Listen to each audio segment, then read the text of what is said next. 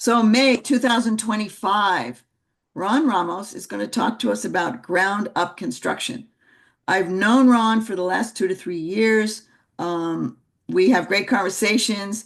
He knows so much about building. He toured me all over North County. He basically showed me a physical resume, which was every project he's built in San Marcos. And I don't think we hit every project. There wasn't even time in a whole day.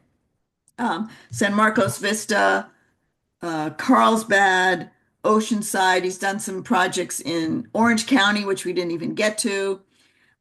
He is the CEO of New Green Development Advisors, and he advises people on how to do development because that's what he's done for his career. He's built a lot of full cycle communities where people have put money in. They started with dirt, now the communities are built, and they're um, either the passive investor who started gets bought out when you refinance the loan, or they stay in and continue to get a very nice return on that. One of Ron's specialties is workforce housing, which is, the first kind of housing people get into when they move out of their mom's basement, right? And he's also done many higher end projects. There's a great 17 townhouse project he built. I think it's 2 or 3 streets from the beach in Carlsbad. Hopefully, he'll give us a nice picture of that. Ron started out in marketing at SDSU, and that's where he got his college degree. And he is a licensed contractor, and he has many accolades and awards, worked for numerous companies throughout his career. And Ron is our speaker for tonight. So I'm going to stop my share, Ron, and let you do your share. All right. There you are. Welcome, Ron. Um, I'm not sure I know how to do this, but I'll do my very best. You know, it's really kind of interesting. I always like to start out with a little incantation to myself because I feel a little bit uh, uh, a lack of control of the situation that I'm in right now, which is I'm not in the presence of the people that I'm talking to. So it's so that incantation goes something like this. It's not the day you have to manage, but the moment. And it's not the dragon you have to slay, but the fear. And it's not the path you have to know, but the destination. And the uh, interesting part of our business, if we look back on it, it's a a business that requires all of us to think all the time about what we're doing and where we're going, and it's kind of a relief to know that none of us really know how far we're going to get, but I've been doing this now since gosh, it's hard to say, 1969. And I still don't know what the final opportunity is going to be, but I'll share some things with you. Um, the Right now I I had 80 employees at one time, and I've had as many as 13 projects under construction at one time. And at this time of my life, I don't really want to live my life like that anymore. So I've put together a practice, if you might want to call it, called New Green Development Advisors. And just simply stated, the purpose of uh, New Green Development Advisors is I specialize in real estate development, coaching, planning, pre-construction, project construction management, consulting, partnering clients with exceptional general contractors, and inviting and advising corporate and individual property owners and religious institutions, nonprofit and for-profit organizations. Now, I've read that sentence, so I'll do my best to read this next sentence and try to give you an idea of what I'm up to. New Green Development Advisors, their developers and builders look for creative and effective solutions to their real estate projects and for learning. all brought to bear in an environment where what is valued is not just the ability to predict results with forecasts and plans, but also the ability to generate results for project challenges, which were not going to happen otherwise. And so, over the top of New Green Development Advisors, I've put together a mastermind group called American Developers Guild. Right now, I think we had 10 people attend the last one last Thursday. And we basically do two things. This is to build and sell or build and hold single family and multifamily houses on properties on vacant lots. Um, one time I was at a dinner and the speaker got up and he told a joke. He says, he said, there's five stages to the real estate development business, and the first one is enthusiasm. Look at that piece of ground. Look at what, boy, I'll tell you, there's no question about it.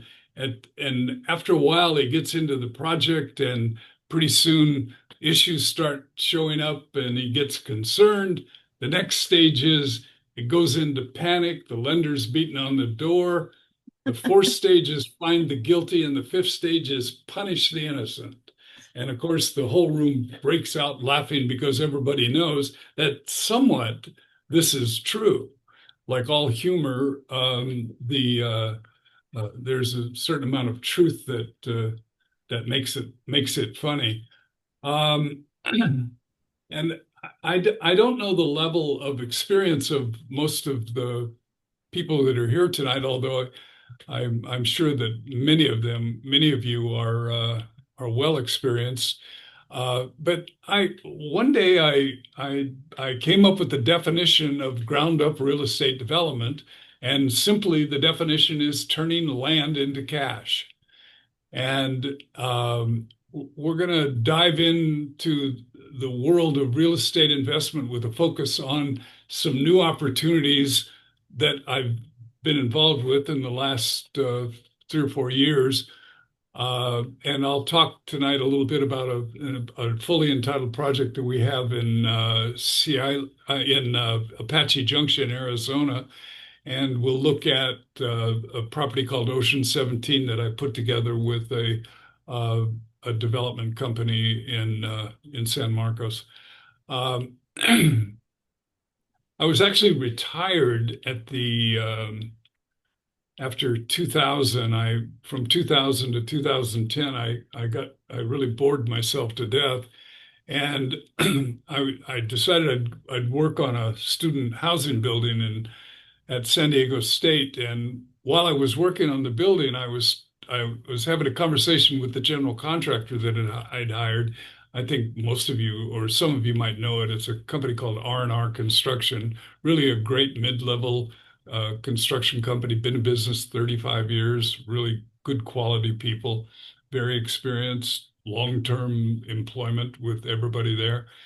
And I was talking to the owner and I told him, I said, I really don't understand why anybody would want to be a general contractor, because you spend your life trying to get paid while the developer takes off, hopefully, with the sweetness of the project. Mm.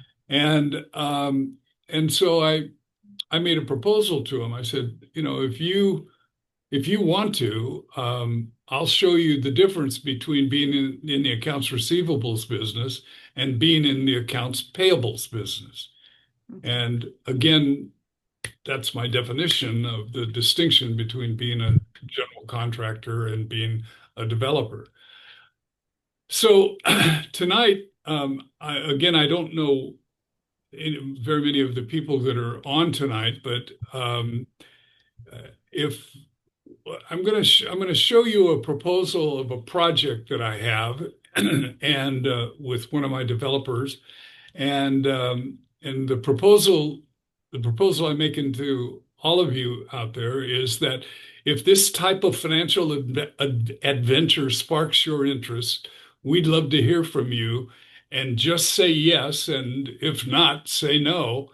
And my goal tonight, though, is to kind of enlighten you. to help you see it as it is, that the real estate development business is, in fact, a game to be played with relish. But sometimes trying to explain it to people is a little bit difficult. It's kind of like two fish swimming around in the water, and one is trying to explain to the other guy what water is. And this cartoon, of course, is the result of that. Oh, Uh, Ron, you have to share your screen. oh, yeah, I don't have it? No, it's not being shared yet.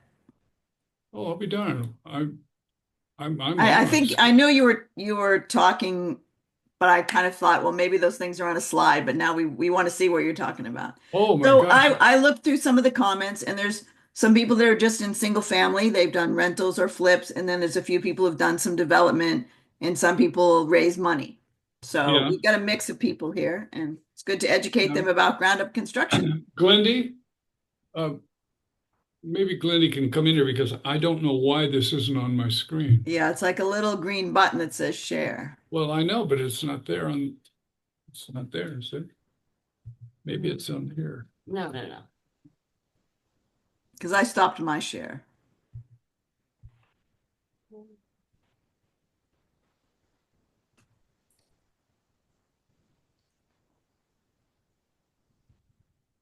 It was working. It was working just fine. Yeah, I was working in our pre-meeting meeting. Where does it say your Zoom? The shares in there's like a strip of commands usually at the bottom of the Yes, Zoom, I know. It's not here anymore. and the share is green. Right here. Mm, okay. That, So that one? no, you want this one you're working off, right? Yeah. The merchant builders. Okay. And then hit There it is. Got it. All right. Have you got it now? Yeah. Could see it. Do you have it now? Let me Can see. it? It looks like Yes, it's coming yes, up thank now. you. Okay. My screens were superimposed, so now I can see it. Yes, thank Okay. you. All right. So I was right The water. there. Okay. Oh, there's the fish. Okay, Yeah. that makes sense. So that's what I was talking about. Okay. So let's go on. But again, let Janice know if it's a yes, and just tell her yes, this feels like it's the right investment type of fit for you, or that you're eager to learn, and you guys can schedule the next steps. Anyway, so let's go ahead from here.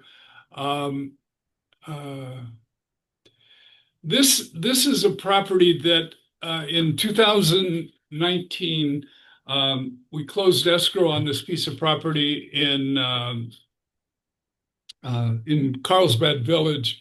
I don't know if any of you have been around this town for very long, but that used to be the Culligan Water store on that location, and the project was obviously it was well located, fabulous piece of property, but definitely had lots of challenges to it. And in 2019, when we closed escrow, we still had plans to do and engineering to do, and the developer uh, client of mine was challenged pretty heavily during that period of time, putting all the pieces together, including the going from the conditional use permit to the approved set of plans. And of course, COVID hit, Wow. and that pulled the rug out from the project for some time. But then uh, we went into the marketplace, and we thought we were going to get about $680 a square foot for the property. You can see the amount of analysis that just to look at the project overview, every floor plan was a little bit different. They were all in 2,100 square foot flat range, and we thought we'd be lucky. I think if you look at this picture right here, you get an idea of what the location is. This was done by Morrison. The but the quality of the project, obviously, what was happening in the village at the time was that there were other projects proposed. They're pretty high end, but of course, the thing that made the project so worthwhile was the the location. We Mhm. You can see Buena Vista Lagoon and the whole area of the Carlsbad Village right here. Um, Good things happen along the way. The community was I don't know if any of you have ever dealt with the city of Carlsbad, but we affectionately refer to it as the People's Republic of Carlsbad. They weren't easy to work with, and the basic problem is that the entire staff turns over about every 8 months. I think it's quite an experience to try to get anything, try to come up with the approvals. But anyway, we went through and did the analytics on the project, continued to. Back then, we were using an analytical tool called TractPy. I don't know if any of you have heard about it or not, but we used that and we figured that the sales revenue would be 30,484 for the overall project. Well, by the time we got through the term of the project and got it completed and started delivering, we were about 2 years late on the schedule, but we sold it out for 39 million five, just because inflation made heroes out of all of us. It was quite an experience. Um, One of the things that I like to point out is that the equity participation that took place on that, um, the first column on the right is the capital that was invested by friends and family of the development of the developer, and the other 3,837,000 was invested by a Canadian investment company. And if you go down a little bit further, you can see what the rate of return was on the principal and what the equity multiple was as a result of the project. Now, it's wonderful to have really great stories, but I always like to remind people that that this business is really not a this business is really a singles and doubles business. And you every once in a while you hit a foul ball so you can stay at the plate, but every now and then you hit a home run. This fortunately happened to be one, and we're grateful for it. Yeah, I mean, Um, even with everything that happened with COVID, it still ended up being a home run and you got finished. And that's a great rate of return. Well, I No mean, complaints. we even had to go through the enormously difficult process of changing limited partners midstream because when things look like they're going bad or they're liable to get worse, sometimes capital gets excuse me, sometimes capital gets nervous, and so we even had to do that. Um, so. uh, Contrary to 2,100 square foot, $2 million flats in Carlsbad, we also went to Arizona and acquired. It's really remarkable. I'm sure most of you that are on tonight have been to Arizona, and you know that you drive down these big wide boulevards, and there's just lots of vacant properties. On every block almost, there's a vacant lot. And and these 2 acre and 1.5 acre parcels of ground seem to all be zoned R3. It's just astonishing. And Phoenix also has an interesting, I mean, almost enlightened uh, regulatory process over there. Once you get your construction plans approved, and you buy another lot somewhere else, you can use the approved plans from one lot to another without having to go back through plan check. I mean, it's astonishing. That that that every place doesn't do that. But Well, that is amazing compared to California. So yeah, that's why we well, like it. I know. I can't I couldn't believe it the first time we did it. So these are duplexes, 841 square foot duplexes over and under. And oh, by the way, in the middle here is myself on the left, and the developer, my developer uh, uh, protege, Kyle DeQuillet's, who uh, is in the stone and tile business as a distributor, and he wanted to be a developer. And so this is his, it's really amazing to say, but this is his first project, and it's 34 units. I I kind of have the my personal experience is that the first property that I bought in San Marcos in 1974 was 154 acres on the corner of Mission and Bennett. The the developer that I was working for at the time had a heart attack, and he told me that he wanted to sell the business. And so I think I was 28 or 29 years old at the time, and I told him I would buy it, and I managed to put the capital together, and we bought the property, and my first start was 72 units. So I obviously he this guy could start 34 units rather easily. And just to give you another look at the actual construction, this picture was taken, I think, about 2 or 3 weeks ago. But again, you see the duplex configuration of the units.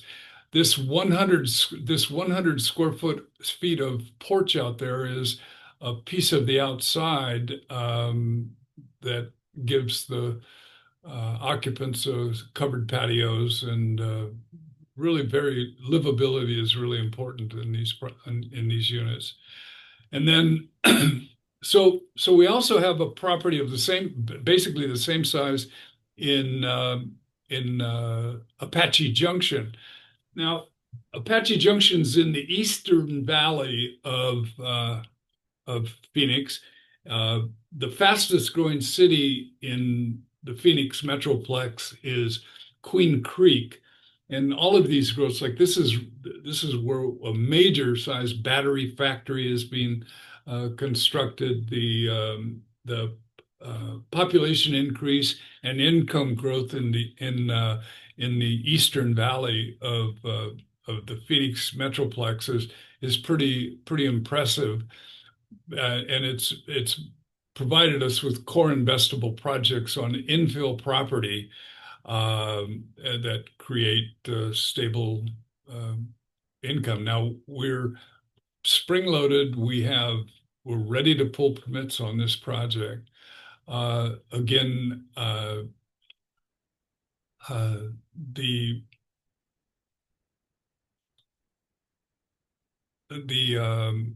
development company, uh, CLO Apartments LLC, um, we we follow our data-driven processes. We identify and acquire, and we work in B plus, B minus, and C neighborhoods, C plus neighborhoods.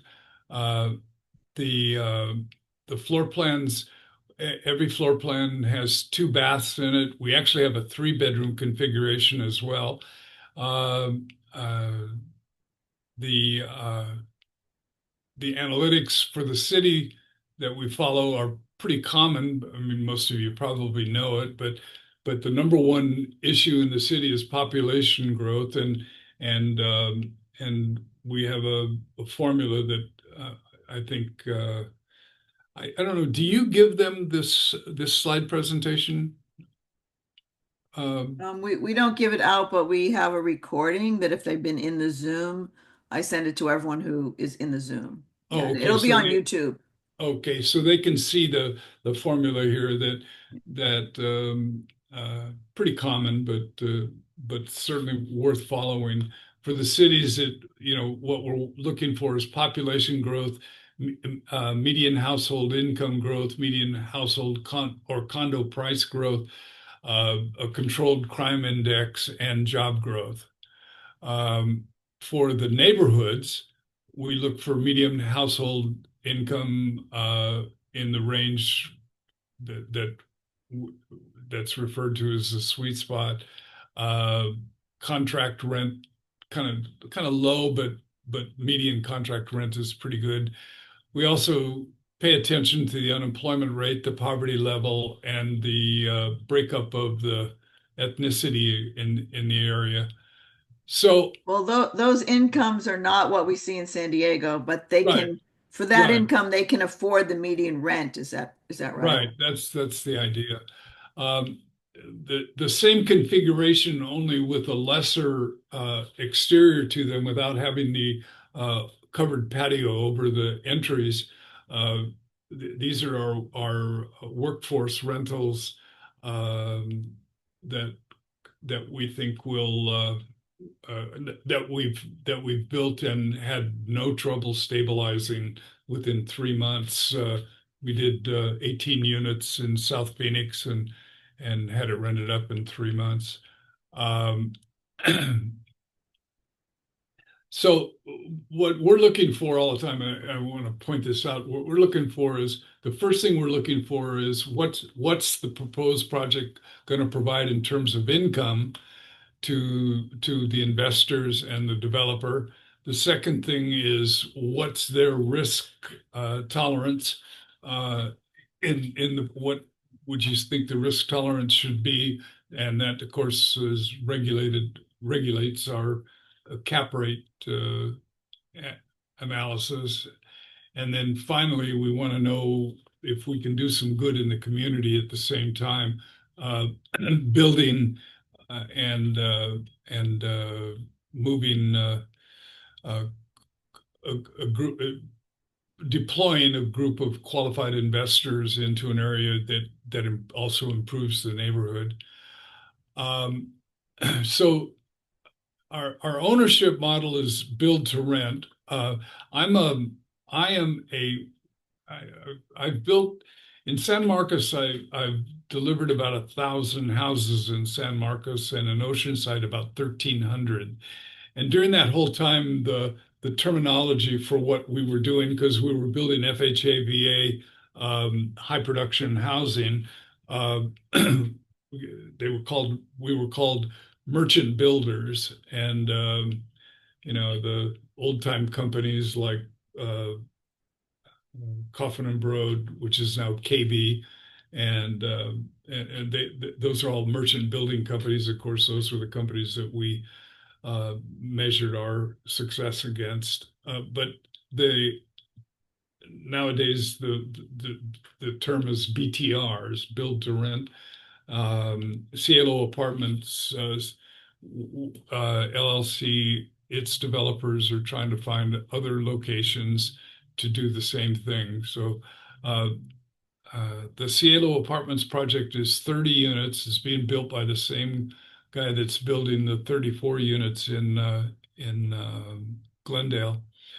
Um, Gives you some idea of the layout. This is, I think the property is 1.7 acres, something like that. So we can get about 30 units. They're all 2 bedrooms. They've got dog parks. They've got uh, a little spot for um, barbecue and it's and the beauty of Phoenix is that all of these improvements are already in the Broadway Avenue and Delaware Drive are full arterial improvements, and it's fabulous to not have to bear the cost of installing all of that. That's Um, amazing. yeah, I just wanted to ask a question. It's the yeah. 1.7 acres. Are there setbacks? Because it looks like it's almost at the edge of the property. Well, I mean, if you look at it, there's plenty. The setbacks are, I mean, unfortunately, the scale is a little bit distorted here, but this it has, we comply with all the setback requirements, and again, we don't build garages. These are uh, we have one covered parking space and one uncovered parking space for each unit. But you can see the backyards around the that's a Circle K store right there on the corner. Okay, the setbacks are the green little green trees there. Right, those are all in the setbacks, right? Right. And so this is just basically a generalized story of what the whole Phoenix area is like. Uh, uh, uh, I think Salo Apartments is timely and ready to hit the market at exactly the right time. There are in the highway out there on 330, are developers going out there and building 1 million square foot buildings spec. In other words, they don't have a tenant, and they've built them. You know, it's what is that? 27 acres of building. So there's the market size I think is going to be going to one of the things that happens in Phoenix every time is the upper end always gets soft, and when it gets soft, they begin to have to drop the rents down from $4,200 a month down to $3,800 a month down to $3,500 a month. But we're $1,650 a month, so we're at the bottom of the market.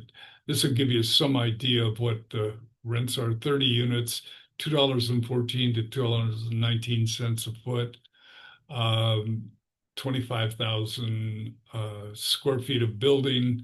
The annual gross rent's about $717,000. Um, our analysis shows that the cap rate should be at about 5. The levered equity multiple is about 3.43. The levered internal rate of return is about 14.5, and the 10-year average levered cash on cash is about 4.97%. And Um, so Ron, can you explain some of those terms well, for the people who work in single families? It's a little bit a yeah, lot, you know. I was going to go into this next slide Okay.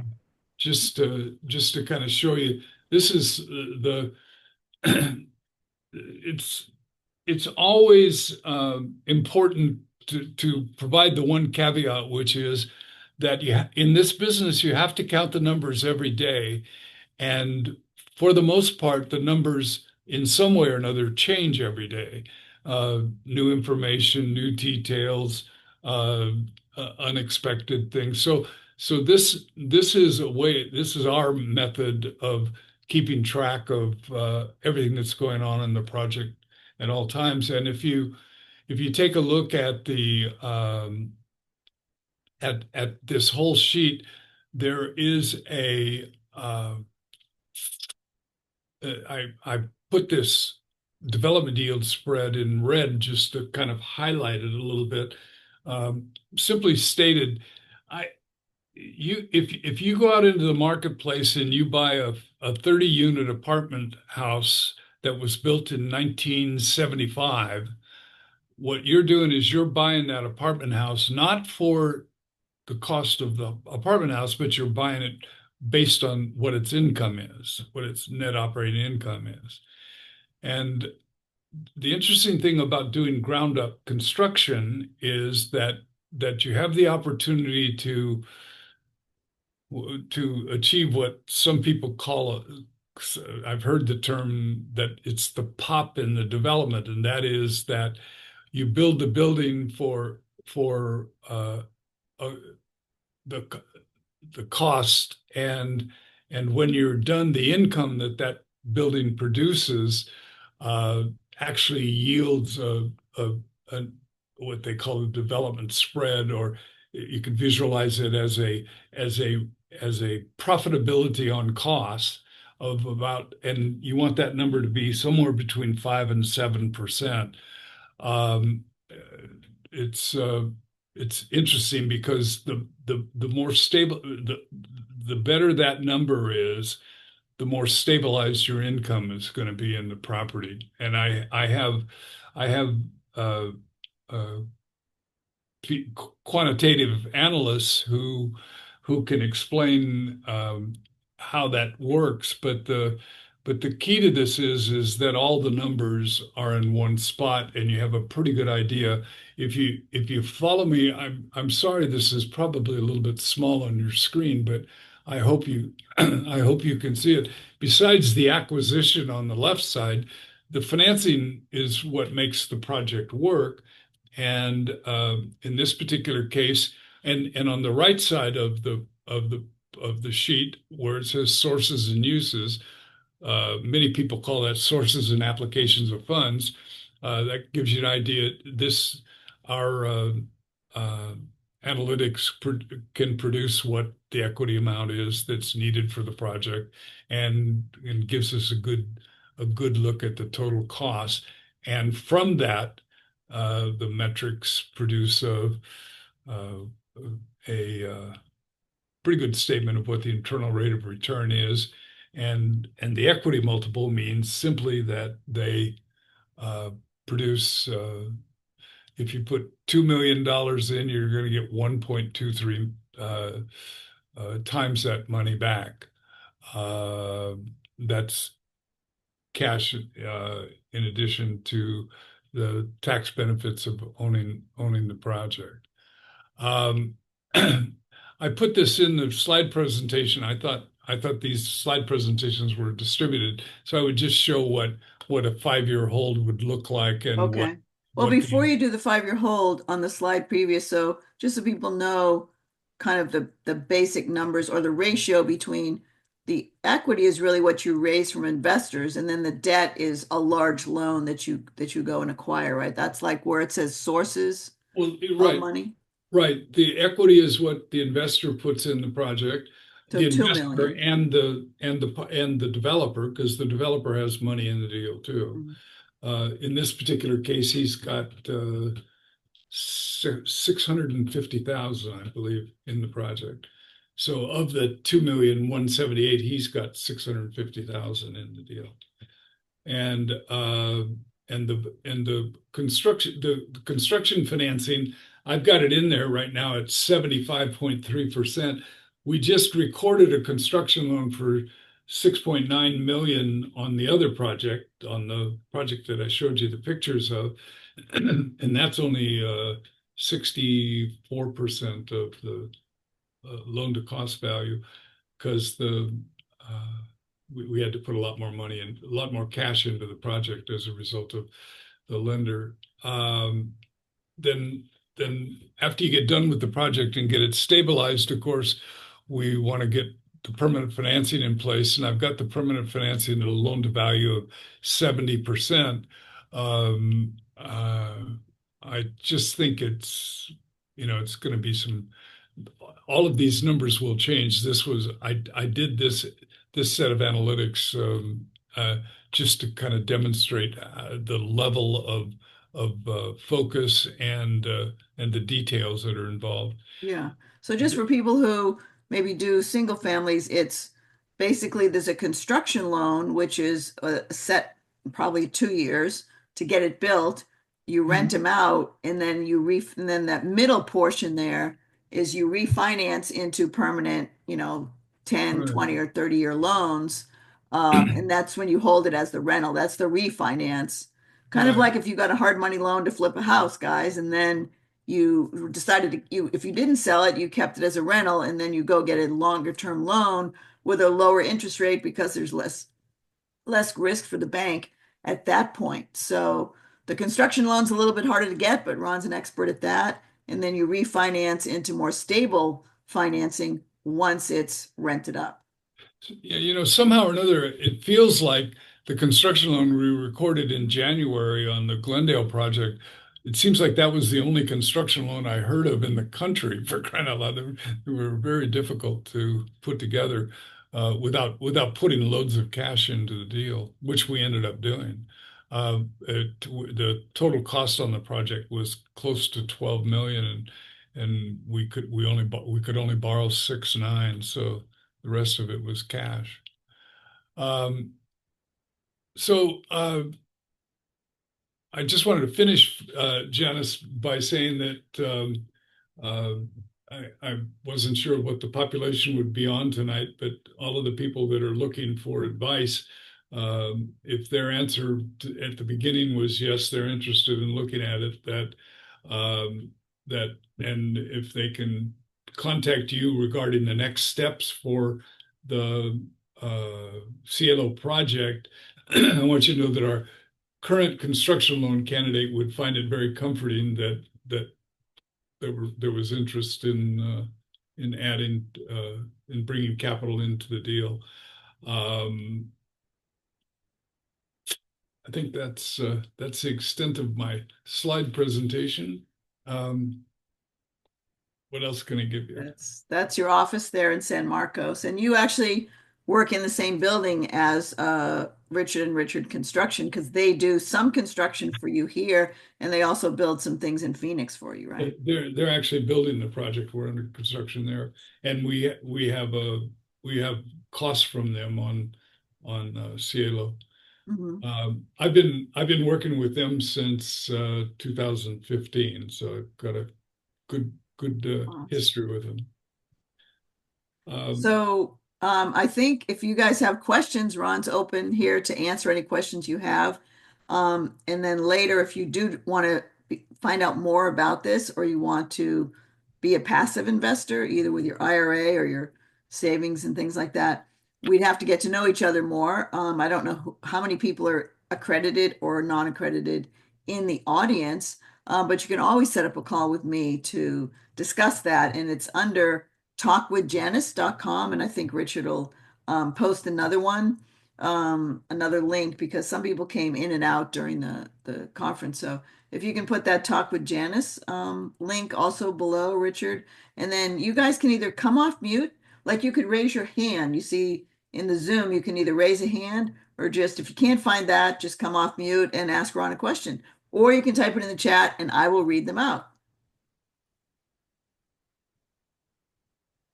I mean, the you know, construction is an area that most people don't learn about in some of their real estate meetings they go to because we're often renovating and buying things that are already built. So Ron's here to answer your questions and figure out, how do you get these things financed? How do you get them built?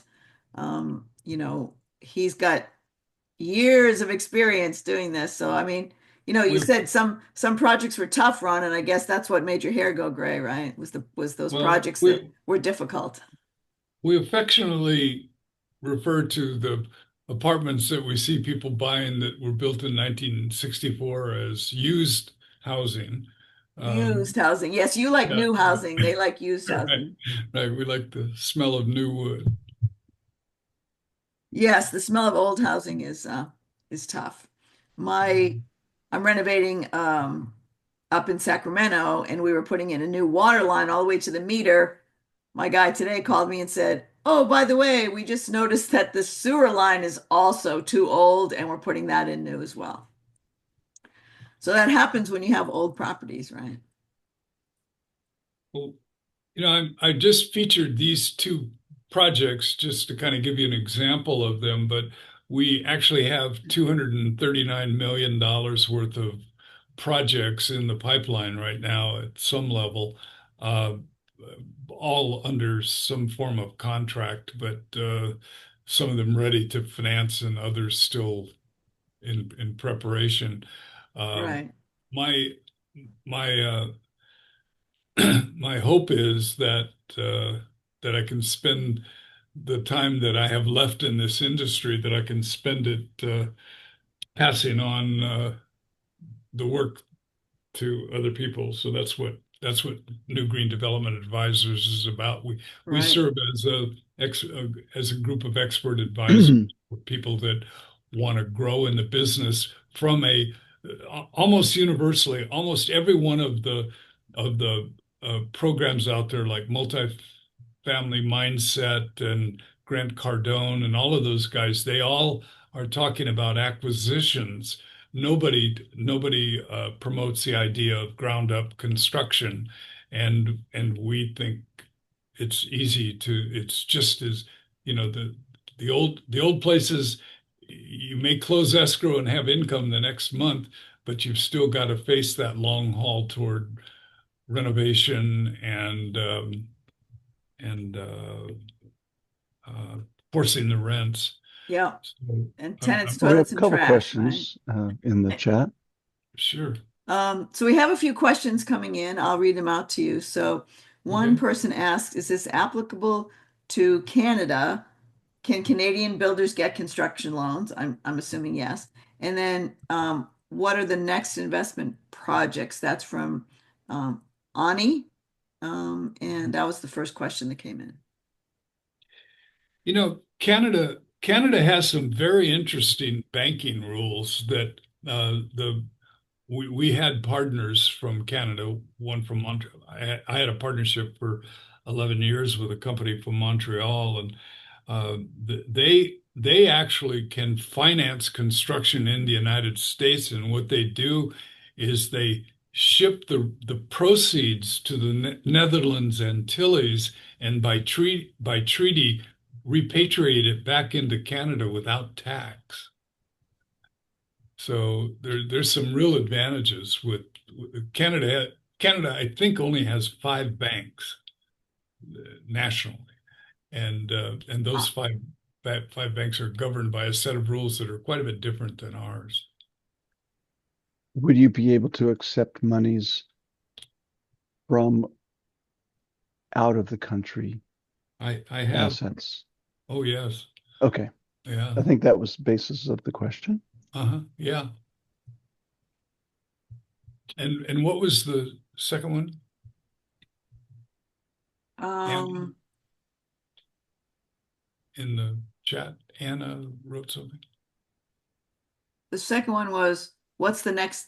I think it says, what's the next investment projects? Well, the next one is the Celio one, but like Ron said, he always has projects in the works. This guy has more projects than anyone I've met. So, You know, Joseph says, finding money is the most challenging part of construction. Yes. He's a general contractor and he's been doing residential remodeling. What would be the stepping stone to get into ground up? well, you you just Find the dirt.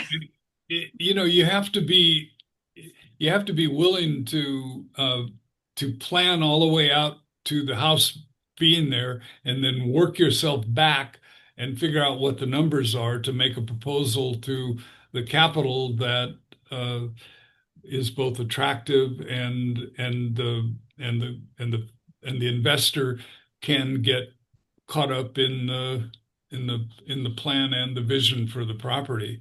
I mean, I think it's I've been doing this a long time, obviously, but I still get a kick out of turning land into cash. I mean, it's amazing. Well, As an and to answer example, that, like how did we know someone in our group who owns like a lot that you could put 3 or 4 houses on, and that's kind of what you need to find if you want to go from what you've been doing with renovation into building. And then you got to go through the city, get the approval, get the plans approved. So there's some steps to do it. It's just, I think, more profitable than remodeling, right? Well, it's what's really true is the one rule in this business is nothing happens until you make it happen. Things don't just fall into place. You have to convince you have to kiss a lot of frogs. You have to convince a lot of people that what you have in mind is worth doing. And ultimately it always is, and it's persistence that makes it happen. I, excuse me for being a cheerleader, but that's how it is. Well, you wouldn't keep doing it if it wasn't successful, right? And then a Yeah. few people, including Glendy, mentioned remodeling houses, and I'm in the same boat, taking out tons of trash from hoarders and renters. I think she said 22 tons of trash. We had 4 40-yard dumpsters to take away. And so, yeah, it's much nicer to have that clean new wood smell than it is for the old rotten wood. Well, You see, I have this. I again, I try to bring things down to their smallest uh, way of looking at it. And the one of the conclusions I came was that that vacant piece of property that you see that you drive by every day on the way to wherever you're going, the owner of that piece of property hates it. He's he pays taxes on it. He has to keep it mowed.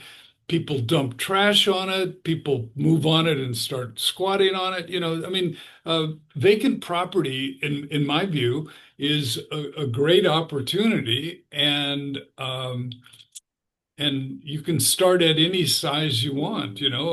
Of 7,000 square foot lots of really nice uh, uh, place to put a single family house with an ADU on it or not. And a 2 acre parcel is a great place to put 34 uh, doors of duplexes on the property. So, you can start at any level you want. Uh, my suggestion is, the reason why I started the single and multifamily mastermind group called American Developers Guild was to be able to convince people that ground up was not the scary uh, tract over the landscape that people think it is. It's just a different way of looking at the problem. I think it you know we all have our druthers, but I'd rather build new houses than clean up a mess. I'd say the worst thing, the surprise is when you open the wall and find things you didn't know about, or you lift up, the floor or the carpet and you go, oh no, I didn't know that was there. Yeah. Um, subfloors, It's not concrete. I it's mean, not my that you first flip was a cracked slab, so I yeah just dove right in, right? yeah it's not that you won't have problems. It's just they're different There are problems. different problems and they smell better. Yep, always smell better. Yeah. I mean, we do have a few developers in the audience. If anybody wants to talk about how they made that transition, I know a few of you who you are, that transition from working on single family remodels to going into the building.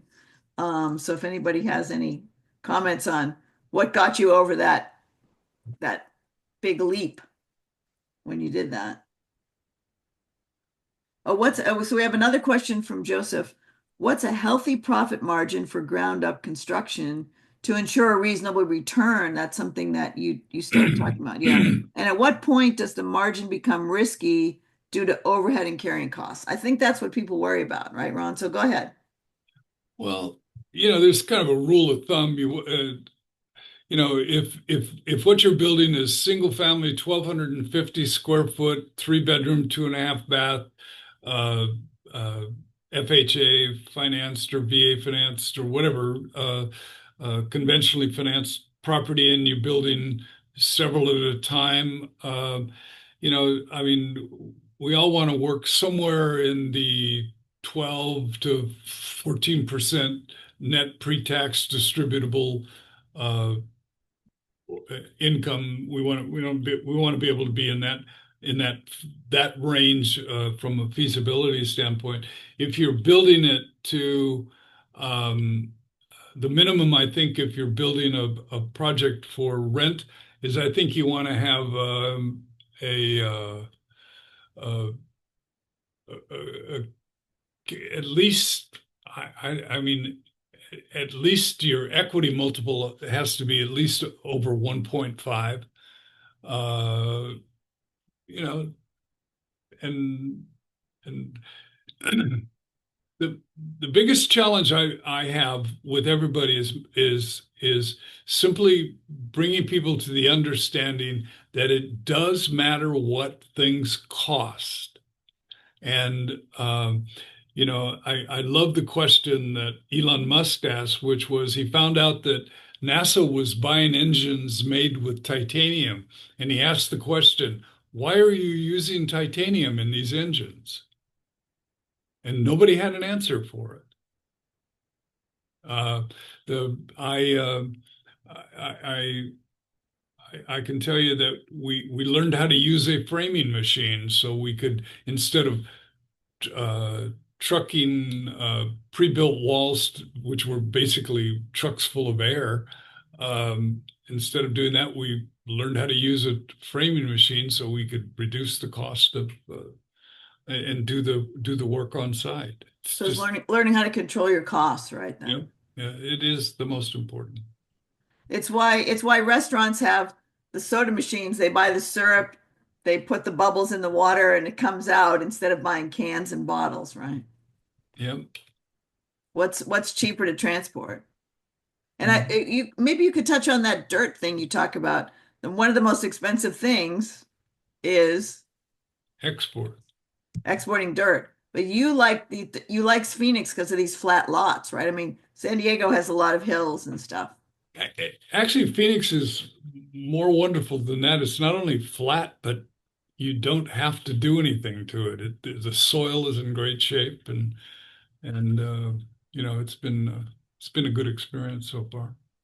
So it's basically compact and you just Yeah, can start right on it. yeah. Good. Yeah, I see the developments around here and they spend months with the big rigs like moving dirt all around in these different hillsides. Well, the biggest challenge around here is rock, but and you don't have that challenge in Phoenix either because Mm. it's all a gigantic desert.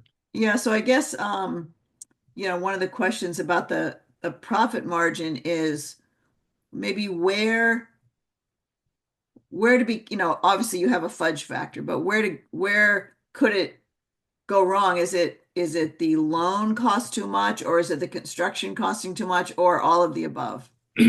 Well, it's actually, it's always been my experience that it's time that costs too much, Mm.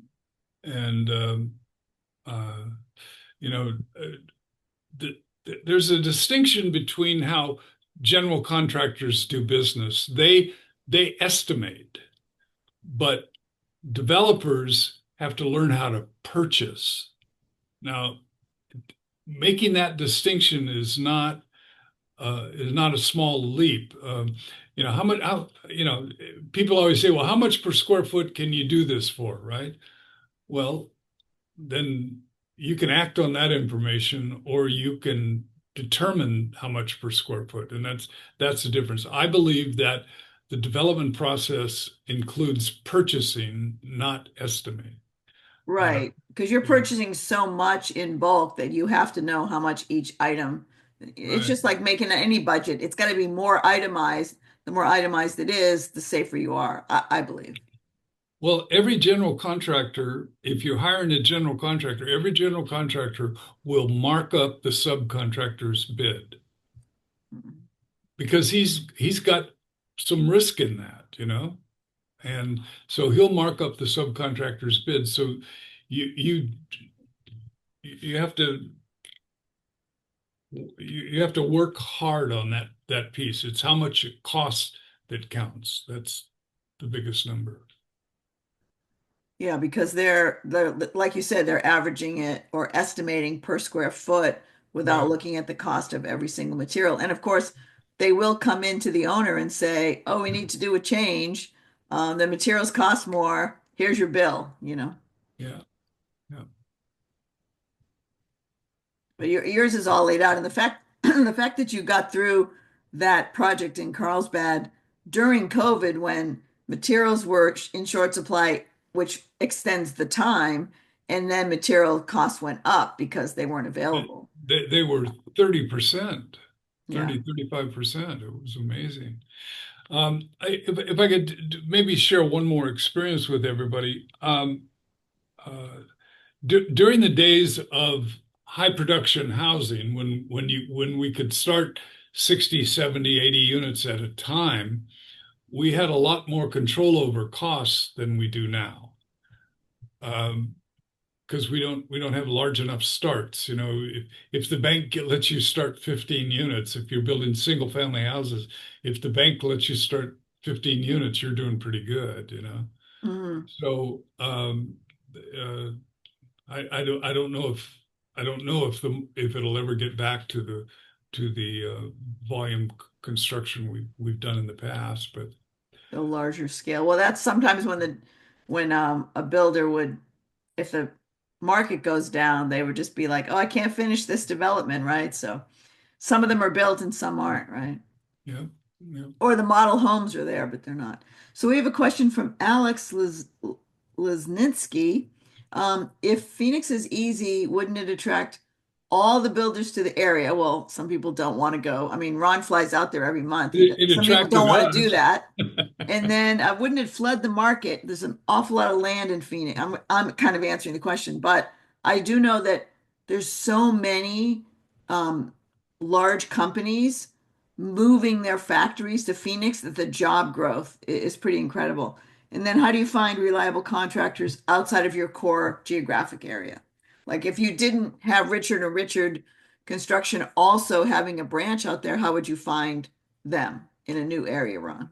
Well, just because we used Richard doesn't, we did bid it with general contractors locally. Okay. So we didn't, what, they weren't favored. Um, and the answer is the reason why we went to Phoenix was because that's where the market is. You know, the best market in this country right now, I think it's Nashville, but Phoenix is number two for ground up development, I think. And I and and so we went to Phoenix, and it's the local people are competition. There's no question about it, but there's a kind of a feeling in this business, which is that if you can successfully build houses in California, you can build them anywhere. Yeah, because you've gone through so much to be able to Yeah, do it in California. yeah. With the regulations, there's just a lot fewer regulations in other states. Well, it's the levels of inspection are different. Everything about it's different. Yeah. I mean, one of the projects I was doing up in near the Bay Area in Contra Costa County, it seemed like when we would present to the city that everybody on the approval board was a retired architect and they all had their little comments that they wanted to do. So that made it tough. Mhm. In California, the biggest problem in California is that the staff in each one of these cities, they're on their way through to another job somewhere else, and they're trying to make their reputations because Carlsbad just happens to be one of those wind tunnels in that. So they want to go to a bigger city. That's their Yeah, move up either job. right, either a bigger city or one that pays better. Okay. So Carlos is asking, do you take the land tax implications after project completion while planning costs? I'm not Yes, sure, Carlos, what you mean by the land tax. I know what he means. Okay, cool. He's asking about the supplemental tax. When you're building the building, you're being taxed. There's no building on the building, and then after it's done, they reassess it, Yeah. and you have to pay the difference. But Yeah, you know how to estimate that because you yeah, know what they yes, value it at. there's formulas for that. Yeah. Yeah, you're going to be taxed on the dirt until it's completed, and then it's a big reassessment, right? Right. It always comes at the wrong time when Yeah, and that's you why have. Ron's an expert with the numbers. He loves his Excel charts, you know. All right, guys, any more questions? We have it's 7:45, so if anybody has another question, put it in the chat. I mean, we're here for you. Here you got this expert, and you can ask questions about construction, building, codes, permits, um, how to calculate, how to find that building loan that you're looking for. And if you want to know how to raise the private money, my class is tomorrow at noon on how to raise private money from all the people you know in your phone. You just don't know if they have money because you didn't know how to ask them about it. And so I always teach you, we don't ask people for money. we provide them an opportunity to invest with us. And so that's a very different approach that you'll learn in the class tomorrow if you want to sign up. So that's a free class on how to find your own private lenders. So, because you're going to run out of your own money eventually. So, how to reach out. And remember, if you have 200 people in your phone, then the people that you talk to, maybe they're not going to be your investor, but they also have 200 people in their phone and they can refer you. So, it's really a widening group once you know how to talk about private money. Let's see. Link for the class. Okay, there's the link. Yes, Richard just put the class link in there again. And I did ask the question before if anyone on here has taken that step from the single family or the remodeling to actually going into development and building. You know, give us a tip on what got you to take that big leap of faith. If you have any advice. Are you asking me, Janice? Yes, I am, Jason. I'm asking you without saying your name, so you could be anonymous if you want. You can say my name, that's fine. I'm happy to share. Long story short, I flipped houses in San Diego for about 15 years. And around 2017, wanted to start buying and keeping rental property. At the same time, I also wanted to find a niche because everyone can flip a house. There's no barrier to entry to flipping houses. And through many different things that happened, I ended up born and raised in Florida, Orlando, started traveling back and forth to Florida looking for rental property because Florida is landlord friendly, unlike California, that's tenant friendly. And bought a 4 unit and a 6 unit in Central Florida and came across a vacant lot in Lakeland, Florida, and had a similar experience actually because I went under contract when COVID happened. And we started that project and blew through our contingency in 1 month. But essentially, I was looking for, there's a book that I read called Blue Ocean Strategy. And in a nutshell, you have a blue ocean and you have a red ocean. Red ocean is very competitive, cutthroat. Blue ocean is there's no competition. And what I've discovered is that development is a blue ocean. Specifically, where I started, which is 20 to 50 units. Um, I've done a couple projects now, 1 acre infill, 22 units, and last year we did a 32 unit. And it's too big for your single family guy typically, and it's too small for your developer who's building 200 to 300 units. They're never going to look at a 1 acre infill. So I have more projects than I can probably do in my market in Lakeland. But what I've discovered in the last 3 years of operating these couple of projects is that while it is a blue ocean, it comes with many challenges from property management, marketing, insurance. I'm dealing with that right now with a renewal. So, anyways, that's the gist of it is I was looking for a blue ocean to get out of single flipping houses and develop, and it has become my blue ocean. Yeah, it sounds like you have the niche between what do you say, 20 to 50 units. The big companies, Lennar, KB Homes, they're not going to do that, right? Or these small infill lots. Is that what you meant? Yeah. Yeah, well, not really those guys because they're really mostly single family builders, but um, this is the larger companies out there that build apartments Oh, that yeah. they're looking for larger parcels to build 200 to 300 units, and I'm kind of on that path. So 1 block from my 32 unit we built, I have a 48 unit shovel ready project, and then 2 years ago I bought a 4 acre site that I did a zoning change from office to multifamily. I could build 150 units. So I'm going down that path to build bigger projects just because of all the challenges I've had with the smaller stuff. But I think that it's a good place to start just because you're putting a lot less at risk. And I was very fortunate to have some friends here in San Diego that trusted me and and partnered with me on the first project when I'd never built anything. I flipped a ton of houses, but it is a whole different animal, and there is a big learning curve, not only from the construction standpoint, but also financing, and insurance, and it's a big learning curve. But I was very fortunate with that, and knowing what I know now, the bigger projects is the direction I'm headed, just because of, again, I briefly touched on some of the challenges, and that's I it's a class in and of itself, just to go through all the headaches that you learn in operating these smaller projects. Yeah. I mean, you cut your teeth on, the smaller projects that were manageable with less risk.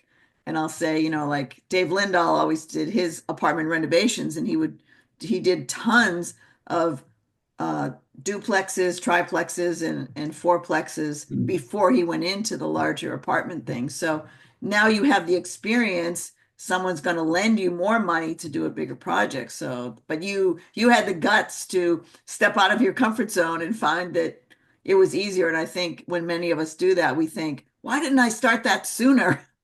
Because I like it better. Yeah, it was really the a shorter version is, when I went under contract, I had started interviewing architects in that market, and it's expensive to do design for a project. It was $125,000 in architect fees. And I was under contract 6 months due diligence, and I didn't want to go spending $125,000 and walk away from that. So I kind of slow played the process, and through the design process, figured out, like, if it made sense. And I got to a point where the worst case scenario was I closed on the land and I could sell it and break even as a project, entitled project. So that's when I decided to move forward, and like and continue on, and pay the fees and buy the land. And and then, of course, the other challenge was, I went under contract February 2020, and then March was COVID, and then I had to get financing. And so I'm a guy from California trying to build in Florida. I've never built anything. It's COVID. I called 40 banks. I had three term sheets and one loan commitment. And that bank financed, it was a regional bank in Florida. They financed the project. And then we closed the loan in April. Mhm. What happens in May? Lumber goes through the roof, supply chain issues. We blow through our contingency in 1 month. And so everything that could have went wrong on that project went wrong. But at the end of the day, it's still a good cash flowing project. We're still working through some hurdles, but um, it's a hold project. It's not for sale. We built it that way. But yeah, you're gonna, that's just part of that's part of real estate, is that you go through these challenges, but um, it'll make you a better operator, moving forward. But Yeah. And I liked your What, analysis that what, you knew you could um, break even if you had to walk away and just, you'd already bought the land. And that's good because you knew your numbers of what it would take. And you know, it was an education for you to go through that. See, what people do as developers is they create a game. And the game is the house isn't there. And what I have to do is I have to figure out how to make that house there. Mm. And the rules of the game are by agreement. They did this, so I'm going to do that. The city makes me do this, so I'll try to figure out how to do that. And over time, the reason why there's profitability in the business, the reason why is because as long as you don't do something stupid, like borrow a construction loan and go buy a Ferrari with it, if you use the money on the project for its intended purposes, the game gets more interesting as you go along. You get more satisfaction out of playing the game. You begin to be more in control of not only how the rules are interpreted, but you also begin to bend it towards your point of view. And I mean, I'll just give you a really quick story. I started 274 houses, and I wanted to figure out how to sell out it was a 900 unit project, 932. And I wanted to sell it out. I wanted to sell one phase out. and I put it on the market, and I organized the marketing plan around the idea of selling all 274 houses in one day. And it was crazy how we did it. We had people lined up for a week around the corner in their campers. And I did it with price and with notice, and we got it all set up, and I got them all done. And I called my joint venture partner in Canada, and I told him, I said, "Man, we sold them out in one day." And you know what he said to me? He said, "You sold them too cheap." Oh my gosh. That was That was not a a pat lot. on the back, was it? No, no, that was not a pat on the back. But the game was wonderful. And I want you to know that my margin on those houses was 26%. And he was right. I sold them too cheap, right? Yeah. Yeah. But you got them sold, so So, you got rid so of the headache. well, I mean, what my point of that story is that we're the constructors of the game that we're playing. This is Monopoly with real people living in the hotels, and we have a good time with it. Probably more than anything else I enjoy is waking everybody up that's watching this and that comes to the meetings that I have and that works with me, is waking them up to the fact that this is a game to be played with relish. It's not full of treachery. Mm. It's just you just have to pay attention, and you have to play the game as if everything depends on it, because it Because does. it does, yeah. Yeah. So I was speaking wondering of if you that, could we have a touch question, on, probably the last question we'll Okay. take yeah, from Nancy. Wait, And somebody was just going to ask something. yeah. I, oh, I go was going to ahead. say, I was going to say that to get into the game, I'm out here. I have minimal bank account, but I have a 401k sitting in my uh, investment firm. How do I get, how can I use leverage that to invest with, and how long is the return on my investment? If you could touch on How long the, is the return, or what could right, you hope for? how how long will it take for the return? And how do I go about using a 401k? If you could touch on those, it might be helpful. Janice can answer the 401k thing. Okay. We can developers that are involved with this can shine the light on the path of what makes sense and what doesn't make sense from a project standpoint. But the financial standpoint, I think Janice probably has the Yeah, best. I'll touch on that, and then you can say how long it takes based on, what state you're in, Phoenix versus, California. If you have a 401k, there's two ways to use that money. You can borrow against it as a loan from your current job and be paying that back in pretty much out of your paycheck. And you're allowed to borrow up to 50% of what's in there, or um, 50,000 is usually the limit. Now, if you have other jobs, in other words, if you have old 401ks from other jobs, you're allowed to roll those into a self-directed IRA account with many custodials around the country. We like UDirect IRA Services up in Orange County. That's Karen Hall's company. But there's, somewhere between 25, there's more, to 35 of these companies around the country. Why haven't you heard about them? Because the people who run Wall Street and have stock accounts like Fidelity and Schwab, they can't do that. They can't collect fees along the way. So they don't talk about that. But it is a regular thing, and it's pretty much how people fund almost any business, a hair salon, a nail salon, a tattoo shop. Their friends invest with them, and often from an IRA. So it's really just taking the 401k that was controlled by your old employer and just moving it to another custodian. And there's no tax implications. And then you can invest directly in real estate, either through an LLC or a note and deed of trust. And then, Ron, you're going to talk about how long it takes to get a return. So I like to, he's going to give you a concrete answer. I like to get people to think about, does the property throw off any income? So as a rental, it throws off income. So if there's a renter in there, you could get a return right away. If you're flipping a house, there's really the property doesn't make any money until you finish the remodel. And Ron can talk about how long it takes when you're building. Right.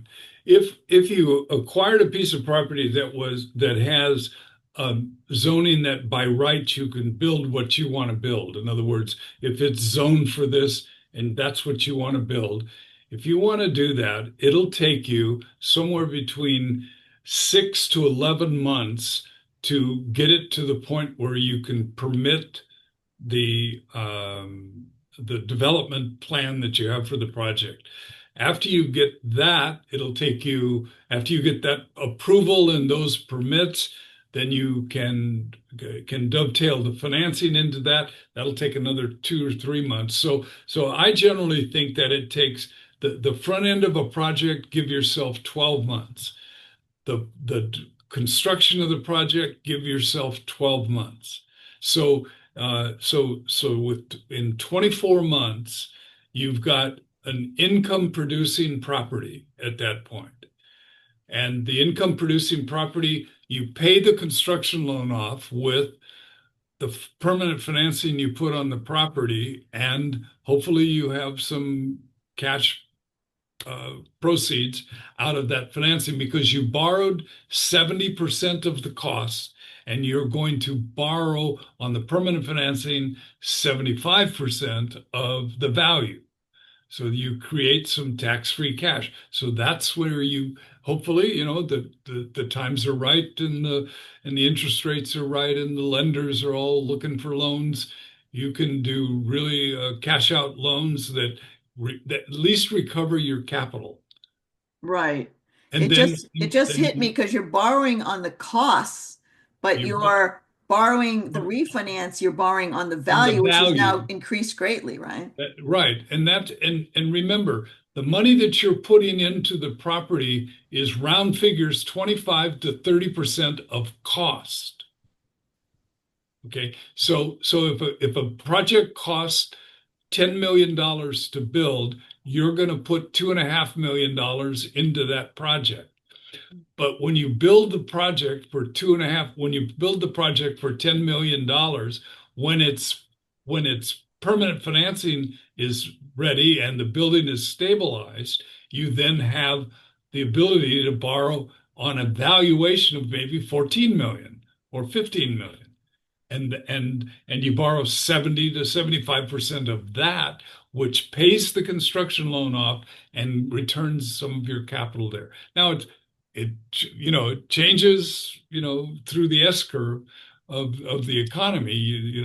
There are some times when it really works perfectly and you think you're a genius because you did it.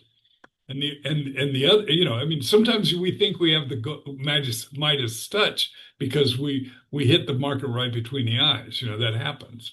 But for the most part, that's why it's worthwhile doing it.